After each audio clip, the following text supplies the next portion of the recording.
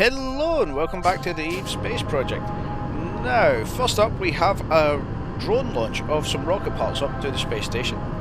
And this is actually going to be one of the last launches, at least of rocket parts, from the surface. I've come across some plans for expanding the base, and Angel125 has now updated the Wild Blue Industries mods, a lot of the mods. The Pathfinder mod has some more base parts in it. And also, although this wasn't his intention, he's actually given me a way to streamline what I'm actually doing with a new mod called Kerbal Flying Saucers, which you'll see a little bit more of further on. But for the moment, it's just the same standard thing that I'm doing. We're ascending into orbit. I do have a reusability mod installed, so I do detach my boosters. That's why this shoots on all of my boosters, because I get more money for reducing them. And as you can see here, I'm just turning around the main booster stage and throwing it back into a suborbital trajectory. The reason I put it all the way into orbit, or as close as I can, is just to save on sort of delta V, because although I don't need the fuel to get to the station, it's nice to be able to put the fuel into the station to refuel things in the future. And as you can see there, I wasn't watching where I was going, and that was probably the closest that I've ever come to the station when I'm decelerating. Now, as this is all getting docked up, I do have to apologise, because real life has sort of caught up with us, and me and the wife have had a baby, and for anybody that doesn't know, the first couple of months of having a baby are hell, because it's not sleeping and you're up with it all night and all that jazz.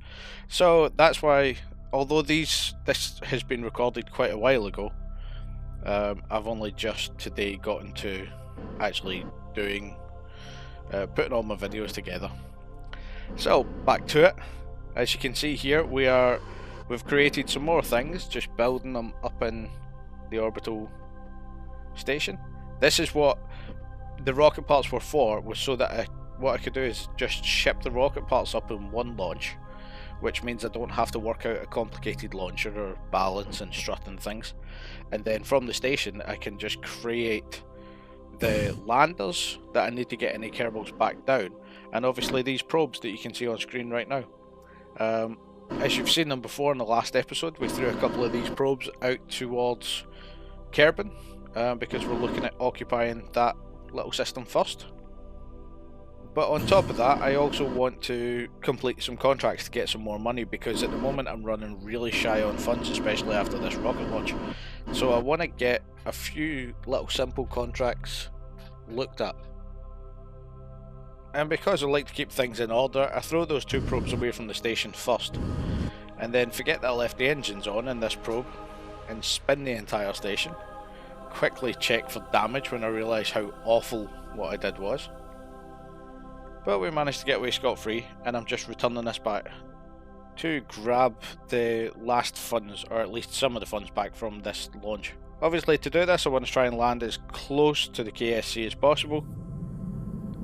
And because of the way that this particular mod allows me to tilt the fins, for anybody that doesn't know, this is the Tundra Exploration mod. It's the BFR in that. And it does integrate with the Pathfinder, so you can use the shared templates that are in Pathfinder. But it does have these tilt and wins, which it's basically controlled on reaction wheels, but using a little sort of feathering of the wings in and out, you can get a decent glide slope. But as you can see there, I'm sort of twisting because it's unbalanced. That isn't a problem with the mod, that's a problem with me leaving something aboard. I actually left a little bit of life support aboard this, because it also ferries life support, and I forgot all about it, which was making it tail heavy. But we managed to get a decent glide slope back down, and I was actually so happy with how I managed this that I wanted to keep the entire thing in and show you. As you can see there, coming out of the fuzz, we actually have a tiny little bit, a little station. We're getting fairly close. And then because I like cheating on this, as you can see I don't have too much ability to land. I always use parachutes just in case to pull my nose around if I need to. But there you go, I landed right next to the KSC, and that was in the first hit as well. So, onwards from there, we jump back towards our probes. Now, I've set a couple of maneuver nodes and just sort of left them there. By this point, and I know I said I wouldn't do it, but I've actually installed Kerbal Alarm Clock because I've got a couple of things going on. And what I've tried to do is disable the save feature in Kerbal Alarm Clock so it doesn't make any extra saves, because that is what I think banjaxed my previous games. Having said that, towards the end of this, when I was starting to build bases, I had 4 or 5 major crashes. So if you do see any irregularity in how the base is built, that was because of the crashes. I actually had to go redo what I was doing, and I ended up putting a couple of drills in one place, which you'll probably see between this video and the next. But that was because of the crashes, which I don't know where they're coming from, but I wasn't getting crashes, and I've installed Kerbal Alarm Clock, and now I am, so I'm just sort of leaving it out there. But onwards to more missions. Now, we have a little high G adventure that doesn't need to leave the atmosphere. So what I did was create this little craft that, instead of just pushing with thrust, that I actually do it by spinning them. And as you can see there, the craft detonates on launch. And the second time, the same thing happened. And I actually discovered it was part of the mole mod. It was the actual fuselage section on the nose that had a little extra bit. But that was causing a crash when I was getting close to the surface. I don't know what was going on there. But as you can see here, we managed to take that off the ship, redo it, and get an absolute beautiful landing. So I was quite happy with that one as well. And from there, we jump back to the station, and some of our bigger ships have been built. Now, this is a horrible mistake and a great ship at the same time. Now, there's a payload in this which is meant for Kerbin. The problem that I've had with this ship is actually the engine I put on the back of it, for some weird reason, is underpowered. I don't know what was going on, but I thought it had a lot more thrust than this. But as it happens, it's quite an underpowered craft, so it will take several orbits to actually push it out of the Eve solar system. But these things happen, I've done worse. But this is actually my first version of a base. So hopefully this is either going to go on to Kerbin or on to the Moon. And now that I've said it, because I haven't done it yet, I'm actually thinking I might put it on Minmus. But you can see there, we're putting the transfer window planner up. And I had actually set this up to be ready at the transfer window, and I don't know what I miscalculated, but it has to wait a little bit. And so as we're waiting, here we have the Kerbal Flying Saucers mod, or Flying Ships mod. Flying Saucers mod. I've just checked Google. And so this is a new mod that's actually come out from Angel 125, the creator of the SCV, Pathfinder and everything else, and I love it. It is great. There are winged parts. These things fly in the atmosphere. You can put jets on them. There are so many different ways of setting them up, and I'm pretty sure that in looking at this, Angel's actually going to be looking at the one I've created and going, what the hell has he done? But I'm having so much fun with this mod, it's ridiculous, and this is part of the reason that I haven't put out videos, because in my other save that I use for experimenting, I have created so many different ships. But it's the same time as that, there is a couple of drones here that we can use. Now, the two flying saucers that I made, one of them, or they're both sort of transfer vehicles. One of them's a transfer vehicle for parts and equipment. The other one is a transfer vehicle for actual things. And as you can see there, they've got winged parts so they can re-enter.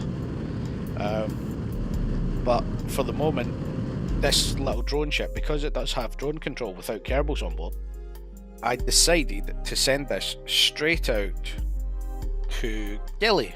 And yeah, I didn't have to go and look up the name of the moon there again. But as you can see here, I actually lose radio control because it has a close range radio and I don't actually have a relay, at least within the site. There are relays orbiting Gilly, but I just must have been completely unlucky and it must have been the other side of the planet, the other side of the moon when this happened. So yeah, I lost the ability to do anything with this. So it's basically just shot into solar orbit, and at some point I'll recover it for a useful thing. But luckily I do actually have enough rocket parts, and I made another one. And the other thing that I noticed was that this mod is a work in progress, so it doesn't actually have any support for TAC life support yet. And I know that Angel is moving houses and stuff like that. He's ridiculously busy, so you don't really want to bug mod makers when they're doing stuff like this. And if you are one of the people on the forums that bugs mod makers for updates and things like that, stop it.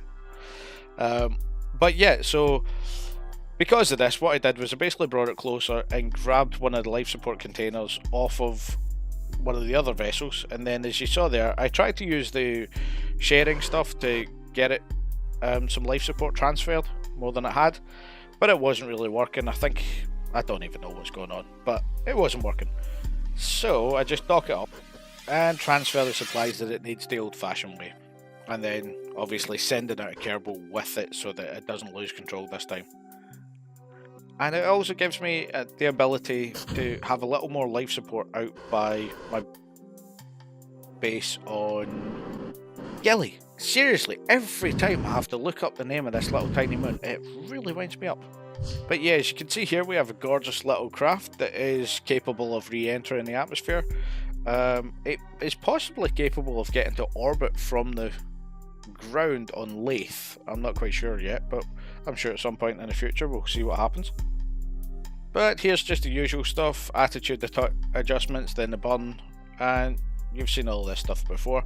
And obviously I skipped through everything when it comes to getting to the base on Gilly, because it takes ages because of how high the time warp threshold is, and it's just awful.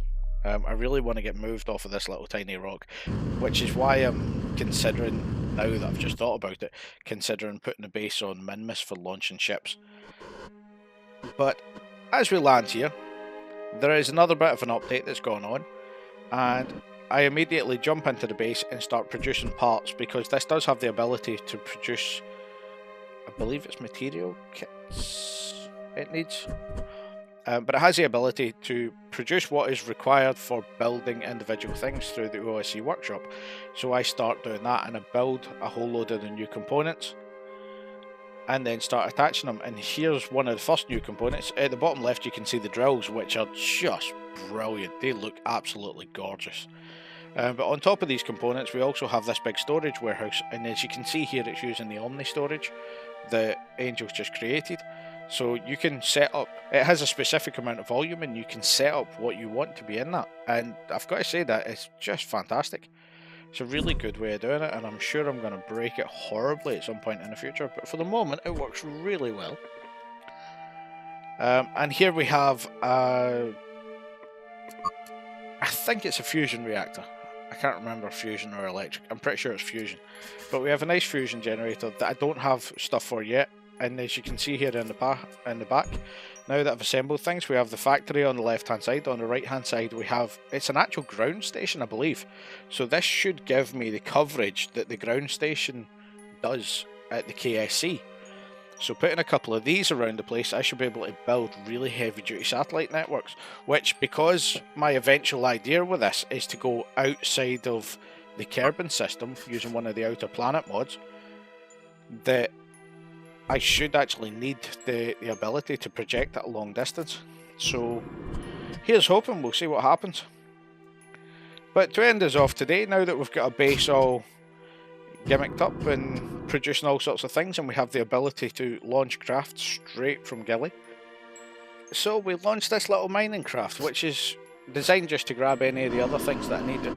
Some of the OSC stuff needs a different material, so I'm going to go and get some of that with this. And that's pretty much us for today.